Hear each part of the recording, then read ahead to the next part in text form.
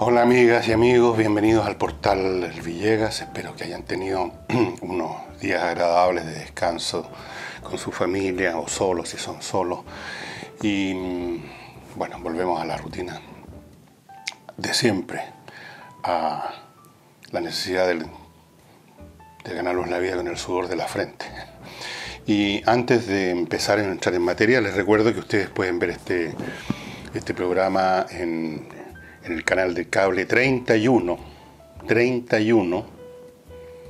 canal de Manquehue Telefónica del Sur. Se transmite todos los días de lunes a viernes, el sábado no, lunes a viernes a las 8:30 de la noche, canal 31. Y aprovecho a la pasada de darle un saludo muy especial a la gente que vive hacia el sur, que es la zona que más me gusta de Chile, además de Valparaíso, por supuesto. Así es que ya saben, canal 31 de Telefónica del Sur Manquehue.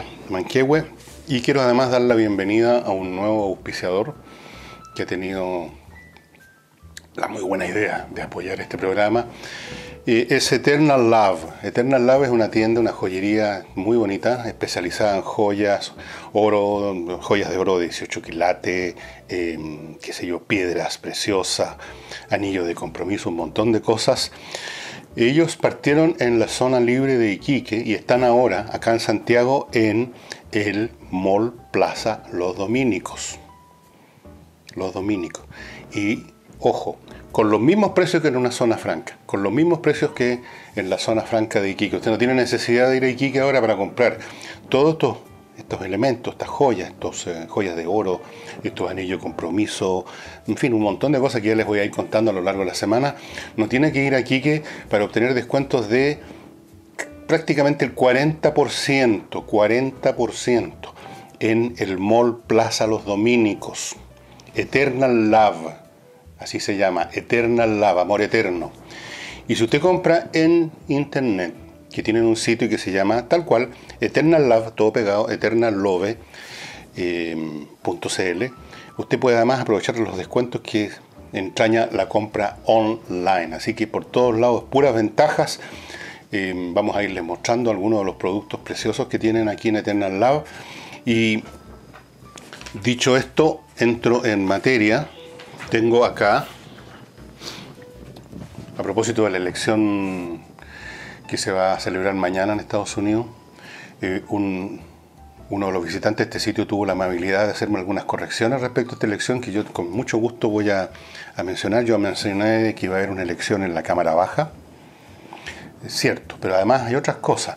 El Senado se renueva en 1/3 y además ahí van a haber elecciones para gobernador en varios estados, entre otros el estado de California, New York, Florida, Pensilvania, Ohio, Michigan, Texas, Illinois, Wisconsin. O sea, es una elección bastante potente y en todo caso, sea quienes sean los sitios o los cargos que se eligen, el hecho es que todo el mundo lo entiende en Estados Unidos como un plebiscito respecto al gobierno y a las políticas que sigue el gobierno de Donald Trump, las políticas que sigue con la inmigración, que siguen marchando, avanzando hacia la frontera, todavía están muy lejos.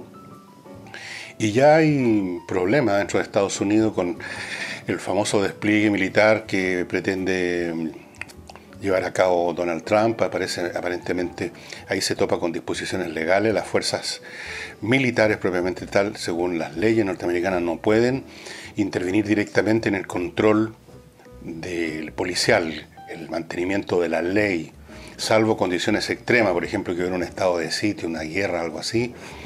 A lo más pueden prestar auxilio a las fuerzas que sí están por ley dedicadas a ese tipo de control, las policías, etcétera. Ellos quisieran simplemente, estoy hablando de los altos mandos del ejército norteamericano, actuar como apoyo, prestar apoyo de transporte, logístico, cosas como esas. Pero Donald Trump, por otro lado, pretende, por una cuestión de imagen también para estas elecciones, proyectar la idea de que estos militares van a estar ahí en la línea del frente, digamos, impidiendo con sus armas la llegada de estos inmigrantes. El tema de los inmigrantes también es complejo. Una persona me hacía las observaciones en un mail que me mandó de que lo normal es que una persona o un grupo de personas que quieren huir de un país donde está habiendo una guerra o hay una situación de opresión política o de hambre o qué sé yo, no se van tan lejos, sino que se van al país más cercano que esté en condiciones de darles una perspectiva mejor. Y me nombró varios de Puerto Rico, qué sé yo, otros países. Y sin embargo han decidido que esta larga caminata, interminable caminata, pasando por varios países, pasando por México, se pregunta este señor también quién es el que organiza esto, de dónde sale la alimentación, de dónde sale qué sé yo, el cobijo, las tiendas de campaña. Dice que en las imágenes que se han mostrado de estas personas no se las ve como estaría cualquier persona que camina miles de kilómetros. En fin, el asunto sin duda que tiene que algún grado de organización. Alguien se le ocurrió, alguien organizó esto. Vamos en patota a Estados Unidos. Como sea, vamos a ver qué sucede en las próximas semanas o 2 semanas más cuando lleguen a la frontera. Ya vamos a ver qué ocurre ahí. Y entrando ahora en la noticia, yo diría una noticia bastante desagradable y al mismo tiempo bastante esperable, que tiene que ver con el famoso caso que ya se ha convertido en una cuestión casi histórica, porque ya lleva tiempo, del asesinato de los Luxinger. Recuerden ustedes esta pareja de personas de la tercera edad, más viejos que yo incluso, a los cuales los matan quemándoles la casa, mueren quemados vivos. O sea, una cosa espantosa, ya un crimen de una crueldad, de un salvajismo que no tiene nombre. Y por Dios que ha sido complicado esto de perseguir con la justicia y imponer castigo a los culpables. Esto se arrastra por años. Finalmente, después de muchos trámites, de muchas cosas, se condenó a 2 personajes a 18 años, pero se les permitió tranquilamente escapar. Porque esa es no hay otra forma de decirlo, se les permitió escapar. No tengo ninguna información acerca de qué es lo que está haciendo la policía para capturarlos de nuevo. No tenemos ninguna información de qué personas van a ser sancionadas por haber mirado para otro lado. Luego el propio Peralino, este joven que sí lo atraparon porque estaba herido y estaba al lado del sitio de la casa en llamas, así que no había manera de mirar para otro lado ahí, fue condenado a una pena, o a ser condenado, en todo caso se está viendo el asunto, a 3 a 6 años de reclusión alzada. Se está estudiando eso, de forma que ni siquiera va a tener que estar adentro de su casa. Va a poder moverse con vigilancia. Así que buscar vigilancia, va a haber un carabinero eterno durante todos esos años caminando al lado de Peralino. El defensor de este señor, de Peralino, afirmó que se discutirá porque se está discutiendo los 3 o los 6 años de esta libertad, de este arresto domiciliario alzado, se discutirá la vida futura de una persona que tiene una realidad determinada, la que no se debiera modificar sustantivamente. ¿Qué significa toda esa fraseología? Obviamente que una persona que comete un crimen y que por lo tanto es condenada, tiene por definición que modificar su vida sustantivamente. Pues estaba libre y va a la cárcel. De eso se tratan los castigos, ¿no? ¿Cómo es eso de que hay que tratar de que no se debiera modificar? ¿Qué clase de argumentación es esa? Y la vida futura de una persona, si estamos aquí, poco menos que estamos hablando de Albert Einstein. Tenemos que cautelar que siga produciendo grandes ideas para la humanidad. O sea, en otras palabras, lo que está diciendo el abogado defensor es que no debe ser sancionado a alguien que comete un crimen, porque eso podría afectar sustantivamente su vida futura. ¿A qué se debe esta situación? ¿A qué se deben estas investigaciones que nunca terminan o que nunca empiezan? ¿A qué se deben estas posibilidades de huida de los que han sido finalmente condenados? ¿A qué se debe esta actitud absolutamente condescendiente con el señor Peralino? Se debe al miedo, estimados amigos. Como lo he dicho antes, las organizaciones de la llamada lucha mapuche, han adquirido suficiente fuerza, y organización y capacidad de hacer daño como para infundir miedo, No se les olvide que hace unos 3 años más o menos atrás un grupo de fiscales de la zona pidió traslado por amenazas. Esto que haya funcionarios de la policía o funcionarios de la justicia que miran para otro lado, que incluso ayudan positivamente, que les mandan recados telefónicos acerca de qué acciones va a tomar la justicia, todas esas situaciones no son por casualidad, no son porque todos están convencidos en el aparato estatal allá en el sur de Chile que la causa mapuche es justa, aunque deben haber algunos que están en esa postura también. Hay un tema de miedo. Hay un tema de no caer en una lista negra. Hay un tema de que mañana no nos amenacen a nosotros, a mi familia y a mí. Que no me peguen un balazo. Que no me incendien la casa en la noche. Cuando se llega a ese nivel de que una organización de cualquier tipo, criminal, política, combativa, pónganle el nombre que a ustedes se les dé la gana, cuando se llega a ese nivel de capacidad de acción, de capacidad de infligir daño, entonces Houston we have a problem, porque entonces el propio aparato del Estado que se supone que está para perseguir, investigar y finalmente sancionar a los que quebrantan la ley, es incapaz de hacerlo. Y esto que se esté estudiando un arresto domiciliario alzado con toda clase de beneficio para uno de los hechores de ese crimen, o que se permita, porque eso es la verdad, se les permitió huir. Y empezaron como recién a buscarlo más. Parece que se nos perdieron los condenados, como 2 semanas después. Y luego pasa el tiempo y tampoco los ubican. Probablemente están fuera de Chile, en algún campamento, entrenamiento, en algún lado. Eso nos muestra a qué punto ha llegado la situación en el sur. Y que el gobierno central haga declaraciones duras como hace de vez en cuando ya no significa absolutamente nada. Recordémonos, el gobierno de la Bachelet, todas las veces que escuchamos la frase, se sancionará a quienes resultan responsables, pero nadie resultaba nunca responsable. Nadie era detenido y considerado responsable de ninguna cosa. Ahora escuchamos con el gobierno del señor Piñera palabras más enérgicas, pero en la práctica tampoco se está haciendo nada. De lo único que se habla de repente son de las mesas de diálogo, las mesas de rendición las llamaría yo. Esa es la situación en el sur de Chile. Llegamos a ese nivel y ya la cosa no tiene vuelta, estimado amigo. No tiene vuelta. No tiene vuelta dentro del marco democrático en que vivimos. No tiene vuelta haciendo actuar a la policía, que ya no quiere actuar, haciendo actuar a los tribunales que no quieren actuar como corresponde, sino que andan viendo de qué manera suavizar la cosa. Y si alguien está preso, se les dan toda clase de facilidades para que organice una fiesta. Y se les facilita ese acceso a organizaciones internacionales. Y así sucesivamente. O sea, el país está de rehén de la CAM.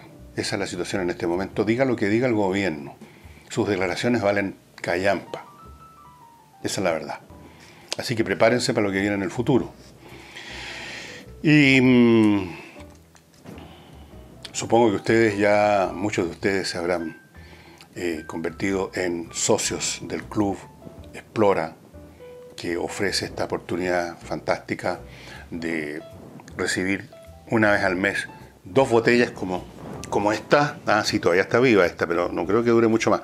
2 botellas como esta de unos, por ejemplo, se las muestro. Ustedes ya la han visto antes, todavía está llena. Son vinos, no es este simplemente, puede ser este, pero puede ser otros muchos. Son vinos escogidos por las enólogas del Club Explora, escogidos entre lo mejor de lo mejor que se produce en tantas viñas que tenemos en Chile, pequeñas, medianas o grandes también.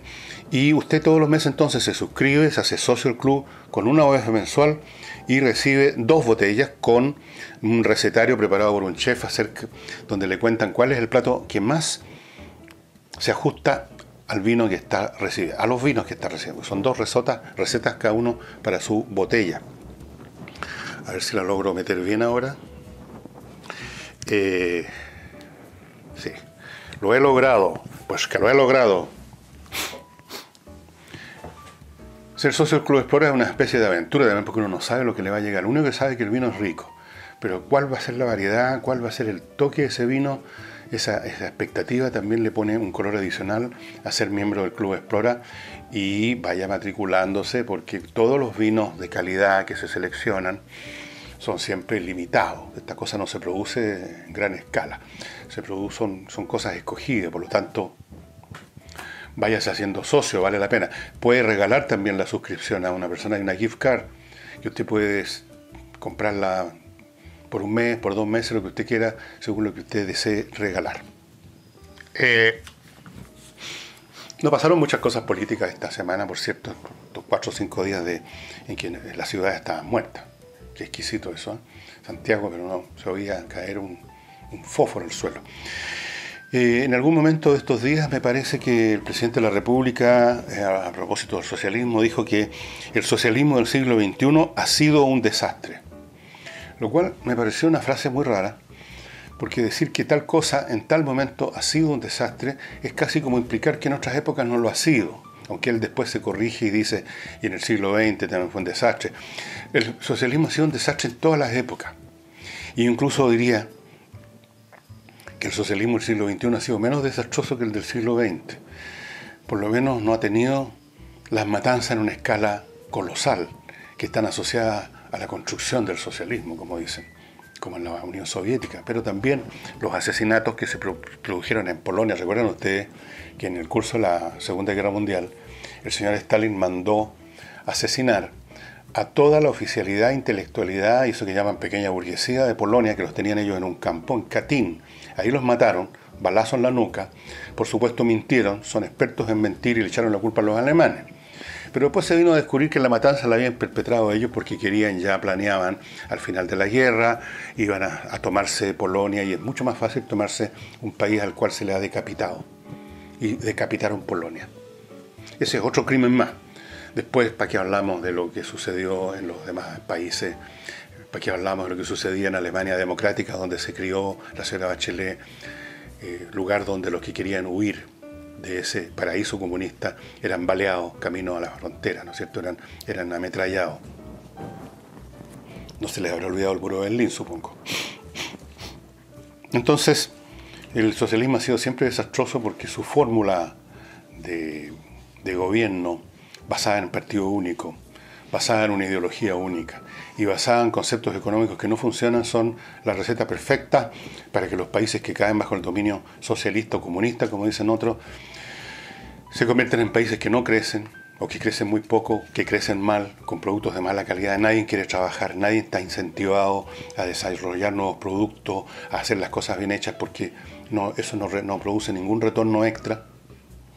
Se trabaja bajo coacción totalmente para cumplir cuotas de producción que estableció el Comité Central o la Organización de Planificación Central. No importa si el producto es como las pelotas. Todavía ustedes pueden ver mucho de eso con los productos chinos actuales, los baratos. Usted los compra y a la semana ya no sirven para nada. Mala calidad. Mala calidad, opresión, ingresos asquerosos, sofocamiento político, intelectual, o sea, un infierno. Así, siempre ha sido un desastre el socialismo, no ha funcionado en ninguna parte bajo ningún nombre. En cambio, en el siglo XXI, el socialismo, del cual ni siquiera hablan los comunistas, salvo así cuando lo fuerzan mucho, reconocen sí, en realidad somos socios, queremos establecer una sociedad socialista. Pero en general se han camuflado ahora, como el lobo con la piel de oveja, bajo el concepto de progresismo. Y es un socialismo más diluido en el lenguaje y en la aplicación. Ya saben que no funcionan las economías dirigidas de control central.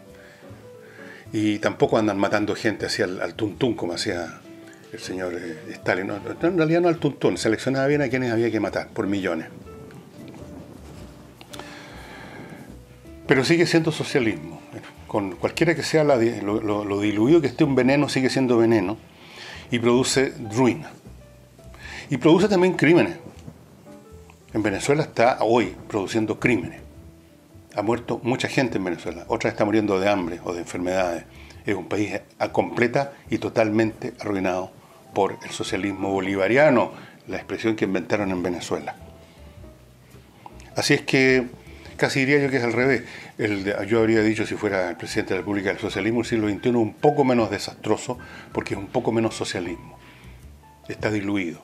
Es un poquito menos tóxico, pero es tóxico.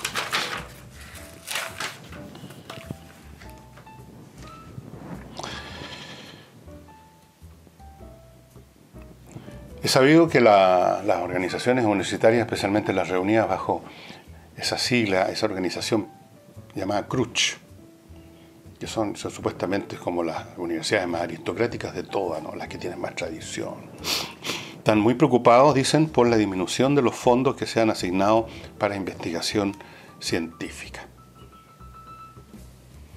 Uno creería estar escuchando a los directivos del Tecnológico de Massachusetts o del Tecnológico de California, el Caltex. ¿Qué investigación se desarrolla en Chile con o sin fondos, estimados amigos, en las universidades? Las universidades, desde siempre, pero ahora más que nunca, se han convertido más bien en centros del activismo político. Pregúntenle a los académicos que se han ido, o los alumnos o egresados que se han ido, que me siguen llegando mail de gente que trabaja en los lugares que ustedes menos se podrían imaginar, pero la mayoría en Estados Unidos. Gente del primer nivel. Ayer me llegó un mail de un hombre joven, ingeniero eléctrico me parece que es, que trabaja en la NASA y se le encargó el diseño de una de las etapas, porque así se hace, se divide el trabajo en pedacitos, para una sonda espacial que se va a enviar a Titán, que es una de las más grandes satélites de Júpiter. O sea, es un tipo de un nivel intelectual salvaje. Y me llegan de muchos otros también, personas muy capacitadas.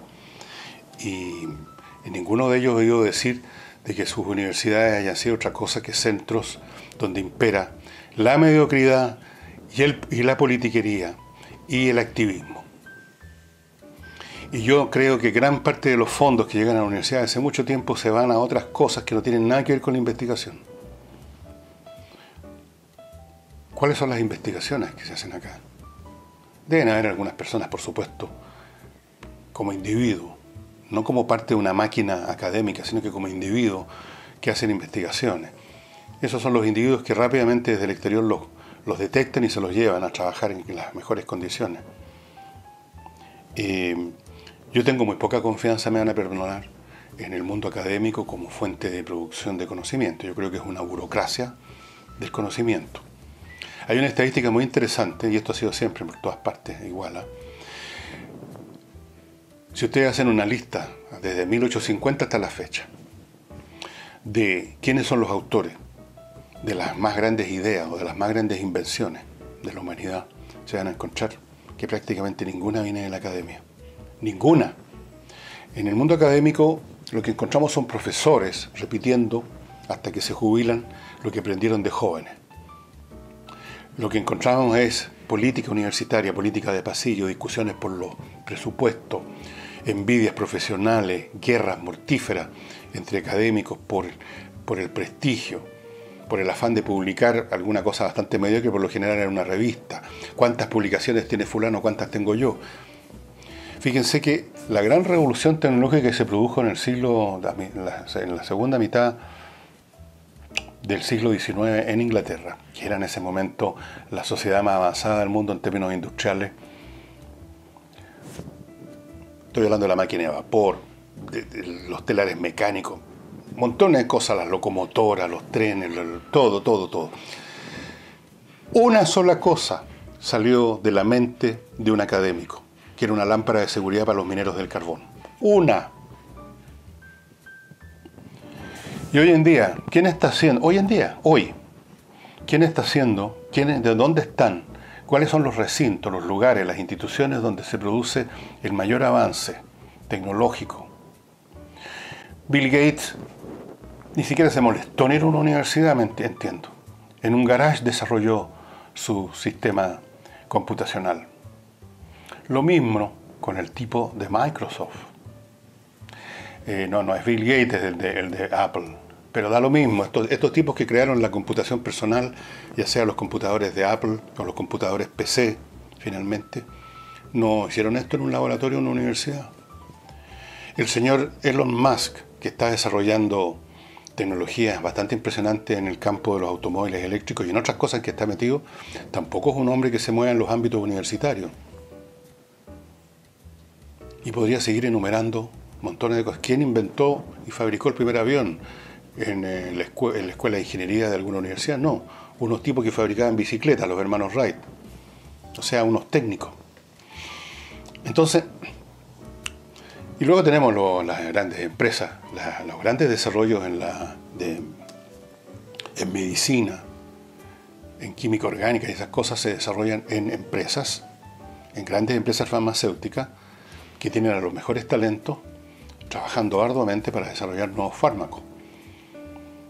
Y eso es en Estados Unidos. Volvamos a Chile, universidades completamente politizadas, a veces sin clases, con profesores que andan temiendo a los alumnos.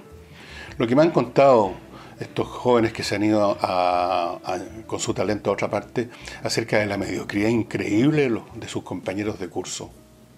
Increíble. Es increíble, porque uno todavía imagina, se hace una imagen así de gente que está, por ejemplo, en la escuela de ingeniería, por lo menos, estudiando cosas que tienen que estudiarse, simplemente uno no avanza un milímetro, ni siquiera. Y antes de continuar, les quiero recordar que usted puede prepararse para el día en que la basura sea recolectada selectivamente con lo que ustedes están viendo a mi izquierda, con estos dispensadores de basura preparados por Creatividad Positiva. Creatividad Positiva, una empresa chilena que fabrica estos contenedores de distintos colores para que usted vaya poniendo la basura de su casa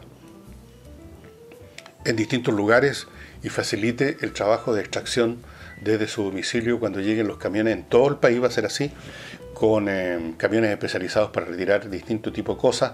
Mientras tanto, le ayuda a ordenarse usted en su casa también. Eso es importante. Casi yo diría un método pedagógico para enseñarles disciplina a los cabros chicos que hoy en día son verdaderamente una horda incontrolable. Díganme que no. Si no están viendo una pantalla de un iPhone o de alguna cosa así, no hay manera de agarrarlos. Bueno, pero hay que agarrarlos y hay que empezarles a enseñar que los calcetines del suelo se recogen y que la basura de plástico se echa aquí y que los vidrios acá y que la otra basura acá. Y aprenda usted también, porque estamos todos mal acostumbrados en esto de la basura. Así es que póngase en contacto con la gente de Creatividad Positiva y empiece a organizar y hacer de su cocina y de los ámbitos donde se mueven los tarros de basura un lugar mucho más higiénico, mucho más ordenado, estimados amigos. Y a propósito termino el tema de las universidades, a mí no me da mucha confianza las universidades chilenas como centros de investigación y desarrollo tecnológico. ¿Qué quieren que les diga? No tengo muy buena experiencia con el mundo académico. Creo que es un lugar donde predomina más la política y las ambiciones personales y mucha arrogancia además y poca investigación. De hecho, los académicos tienden a ser bastante convencionales porque tienen miedo a salirse del molde científicamente correcto de un momento dado y ser mirados mal por sus colegas, ¿no? Hay montones de temas que los académicos nunca agarran.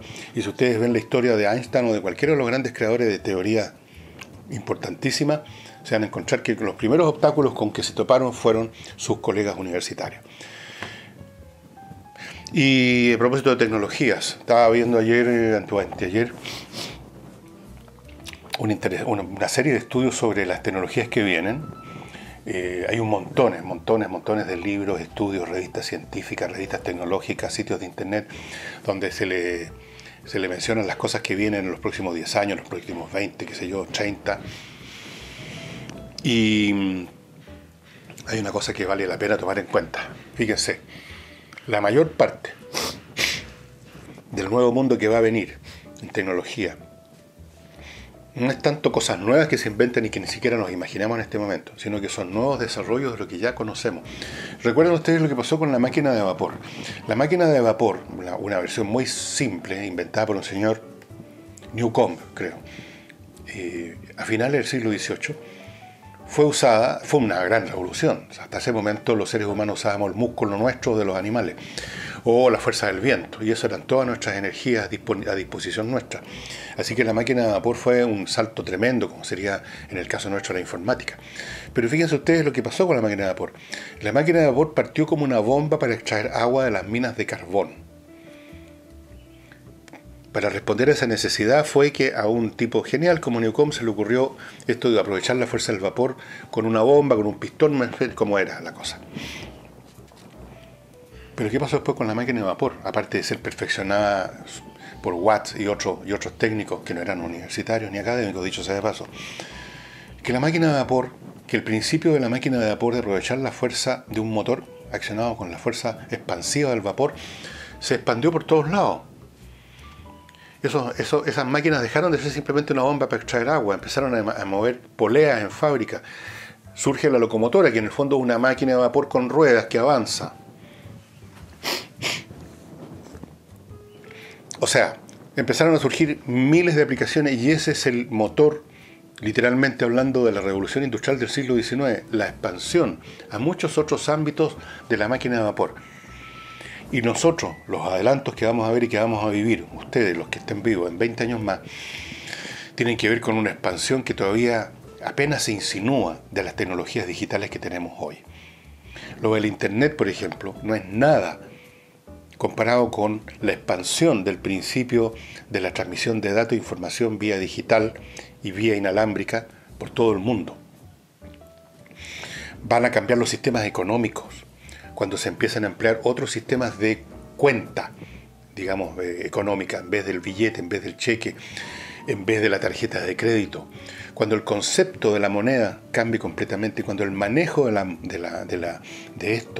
valor económico cambie completamente, cuando la tecnología se meta dentro de nuestros cuerpos, dentro de nuestro cerebro. Lo que estamos viendo ahora, y que nos parece un avance enorme y que lo es, la aplicación de la digitalización inalámbrica en los teléfonos celulares, que ya no son teléfonos, son computadores, la internet misma y todos los dispositivos que se usan para aprovechar la internet, el computador personal de desktop, que ya están pasando de moda, estas cosas chicas, los tablets, todo eso no es nada comparado con lo que viene. Las tecnologías en los nuevos materiales, las tecnologías de nuevos materiales que van a ser más resistentes, más poderosos y más flexibles que el acero. Por ahí viene la gran revolución. ¿Para qué hablamos de la medicina, de la biología? Los desarrollos en la genética. Es la expansión de una invención que al principio está localizada en un punto, como fue la máquina de vapor que extrae agua en las minas. Es la expansión a toda clase de ámbitos y los efectos que eso produce, la raíz, el piso, el fundamento de los cambios tecnológicos inmensos, casi indescriptibles, que van a vivir a plenitud nuestros hijos cuando sean mayores y nuestros nietos cuando sean también mayores, o sea, cuando nosotros estemos bajo tierra, reposando al fin, en paz. Y eso sería todo por hoy, estimadas amigas y amigos. Agradezco una vez más a los que se han seguido suscribiendo en Patreon. Agradezco también muy especialmente a los que me envían mail dándome tanta información o sugiriéndome a veces de rebote nuevos temas. Muchas gracias y hasta mañana.